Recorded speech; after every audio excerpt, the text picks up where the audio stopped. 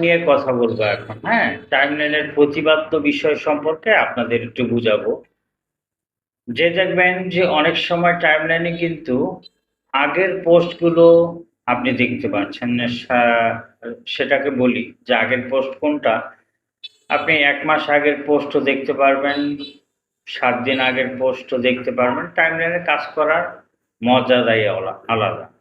কিন্তু অনেকে ফিডে কাজ করেন বা ফিড সবসময় দেখেন, তাদের উদ্দেশ্যে বলছি ফিড দেখাও ভালো, খারাপ বলছি না, কিন্তু টাইমলাইনটাকে প্রাধান্য দিবেন, কারণ এখানে অনেক মূল্যায়ন করা হয় আপনাকে। আপনার রিচ এঙ্গেজমেন্টটা ধরে রাখার জন্য টাইমলাইনে থাকা খুব জরুরি।